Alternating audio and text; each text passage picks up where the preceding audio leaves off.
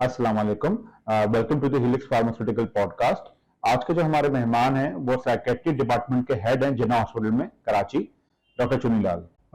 Doctor साहब, ये एक आम आदमी के लिए जानना बहुत ज़रूरी है कि मेंटल हेल्थ क्या है और क्या मेंटल हेल्थ एक स्टिग्मा समझा जाता है हमारे माशरे में। इसको सर अगर आप काइंडली डिफाइन कर दें। देखिए, मेंटल हेल्थ के समझने से पहले हमें तो पहले हेल्थ को समझना है कि हेल्थ क्या है।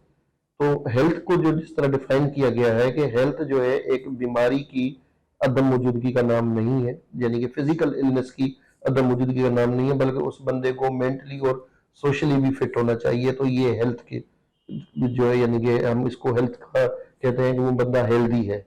और उसके अलावा अगर हम मेंटल हेल्थ की बात करें तो मेंटल हेल्थ एक ऐसी कैफियत का नाम है जिसमें एक इंसान को पता हो कि वो उसके पोटेंशियल्स क्या है, वो उन पोटेंशियल्स को किस तरीके से यूटिलाइज कर सकता है और उसके फ्रूटफुल जो है वो उसको नताइज मिल सकते हैं, और वो अपनी सलाहियतों को बरूए कार लाते हुए एक माशरे में एक फाल करदार अदा कर सके। तो उसे हम कहते हैं कि वो मेंटली फिट है बंदा। तो मेंटल हेल्थ इस चीज का नाम है। और जहां तक स्टिग्मा से रिलेटेड है मेंटल हेल्थ से, तो हमारे माशरे में वाकई स्टिग्मा रिलेटेड है। लोग समझते हैं कि हम साइकेट्रिस्ट के पास जाएंगे तो जो है ये हमें साइको तस्वुर किया जाएगा या हमें लेबल कर दिया जाएगा कि ये पागल है या इस तरह के। ये स्टिग्मा का मतलब है धब्बा लग जाएगा। वो समझे कि हमें इस तरह एक धब्बा लग जाएगा।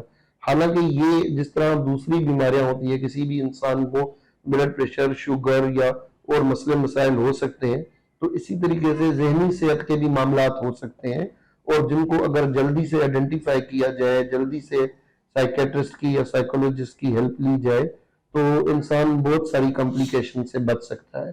क्योंकि जैसा कि मैंने पहले ही कहा कि अगर हेल्थ को हम डिफाइन करते हैं तो उसमें मेंटल हेल्थ का भी कंपोनेंट है। अगर मेंटल हेल्थ किसी इंसान की ठीक नहीं है तो उसे हम हेल्दी नहीं कह सकते। सर, मेंटल हेल्थ का अगर किसी को इशू है तो वो उसकी फिजिकल हेल्थ पे किस तरह अफेक्ट करता है और ये दोनों आपस में किस तरह कनेक्टेड हैं? जी बिल्कुल। मेंटल हेल्थ का जो है फिजिकल हेल्थ के साथ बड़ा ताल्लुक है। अगर एक इंसान मेंटली स्ट्रेस में होता है या डिप्रेशन में होता है तो हमारे जिस्म के सारे ऑर्गन्स उसको रिस्पॉन्स करते हैं।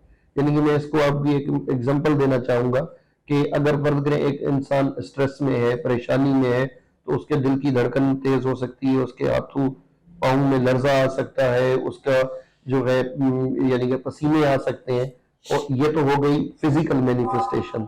लेकिन साइंस ने भी ये साबित किया है कि एक इंसान अगर बहुत ज्यादा स्ट्रेस में, परेशानी में रहता है, तो इवन उसके दिल की जो शरियाने हैं या जो उसका दिल का और सांस लेने के जो सिस्टम है, उन नालियों में भी खराबी हो जाती है, और उस इंसान को आगे चल के हार्ट अटैक होने के, ब्लड प्रेशर होने के या शुगर लाक होने के भी चांसेस ज्यादा बढ़ जाते हैं। उसके पीछे भी एक पूरा मैकेनिज्म है कि जब एक इंसान स्ट्रेस में होता है, परेशानी में होता है, तो मेडिकली हम उसको कहते हैं कि उसमें एपिनेफ्रिन, नॉर एपिनेफ्रिन रिलीज होती है, जो कि आगे चल के शरीयानों को जो है वो यानी कि श्रिंक करती है, या शरीयानों को जो है वो सुकड़ने का अमल होता है, जिसकी वजह से प्रेशर बढ़ जाता है, और उसकी वजह से ब्लड प्रेशर और का बढ़ना या दिल के जो है मसाइल होने के भी चांसेस होते हैं। और उसके अलावा जब स्ट्रेस में बंदा होता है तो कार्टिसोल रिलीज होता है जिस्म में। तो कार्टिसोल रिलीज होने से भी एक तो डायबिटीज, हाइपरटेंशन और ये होने के चांसेस हैं, लेकिन उसके साथ साथ उस बंदे के इम्यून सिस्टम की भी खराबी के बहुत सारे मसले होते हैं, और जो है वो बहुत सारे इन्फेक्शन को की तरफ जो है वो प्रोन हो जाता है, कि उसे इन्फेक्शन होने के चांसेस बढ़ जाते हैं।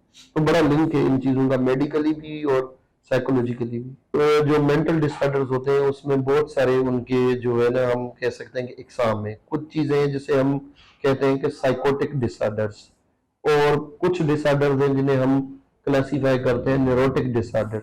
हालांकि ये क्लासिफिकेशन अब खत्म हो गई है, लेकिन जो है समझने के पर्पज के लिए स्टिल इट इज यूजफुल।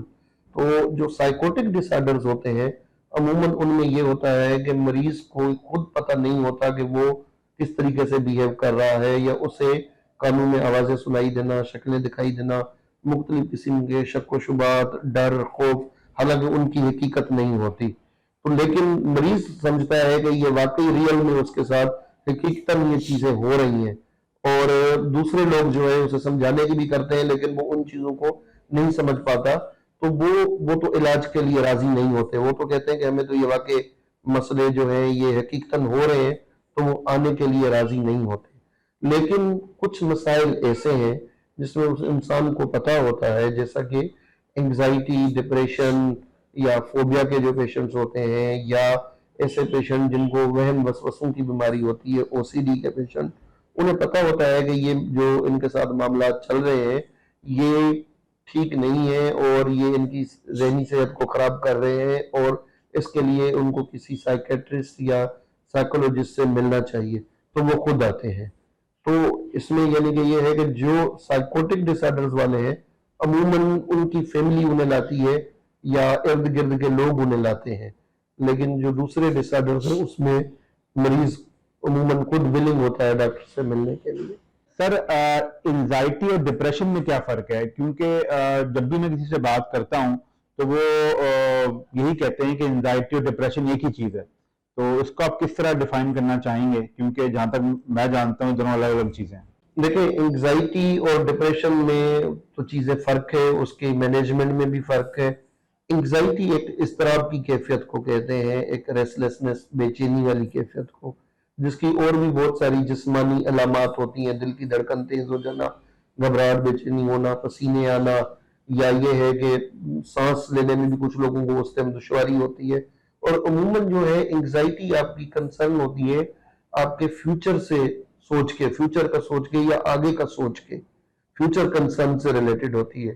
اور اس کے برعکس جو ڈپریشن ہے وہ آپ کے عموماً پاسٹ سے ریلیٹڈ ہوتا ہے، جو پاسٹ میں چیزیں ہو گئیں ان کا غم یا ان سے ریلیٹڈ جو ہے وہ دکھ والی کیفیت ہوتی ہے، جس میں ایک انسان کو موڈ ڈپریس ہو جاتا ہے، اس میں انٹرسٹ کم ہو جاتا ہے، انرجی لیول کم ہو جاتا ہے، اور وہ اس طریقے سے معاشرے میں اپنا جو کام کاج صحیح طریقے سے انجام نہیں دے پاتا، ایک ہوپ لیسنس، ہیلپ لیسنس کی جو ہے کیفیت ہوتی ہے، کانفیڈنس شیک ہو جاتا ہے، اور ایون ڈپریشن میں بہت سارے لوگ سوسائڈ یعنی کہ خودکشی کی طرف بھی مائل ہو جاتے ہیں۔ اور یہ دیکھا گیا ہے کہ تقریباً ہر سال جو ہے ڈپریشن کی وجہ سے جو سوسائڈ ہوتے ہیں وہ 95% عموماً ڈپریشن کی وجہ سے سوسائڈ ہوتے ہیں، اور تقریباً ہر سال 10 لاکھ سے زیادہ لوگ دنیا میں سوسائڈ کمٹ کرتے ہیں، یعنی کہ اتنے لوگ جنگوں میں نہیں مرتے جتنے پر ایئر سوسائڈ سے مر جاتے ہیں۔ And after every 40 seconds there is a death by suicide worldwide۔ Hare 40 second کے بعد ایک بندے کی ڈیتھ خودکشی کی وجہ سے ہوتی ہے، اور اس میں سب سے زیادہ جو ریزن ہے وہ ڈپریشن کا ہے۔ تھینک یو ویری مچ سر، آج آپ نے ہمارے لیے اور سننے والوں کے لیے اپنے بزی شیڈول میں سے وقت نکالا۔ آئی ایم شیور جو باتیں آج آپ نے بتائی ہیں وہ سننے والوں کے لیے بہت زیادہ مفید رہیں گی۔ آپ کا شکریہ کہ آپ آئے، تشریف لائے، اور یہ عوام تک پہنچانے کے لیے جو معلومات ہیں وہ اس میں اپنا کردار ادا کیا۔ Thank you.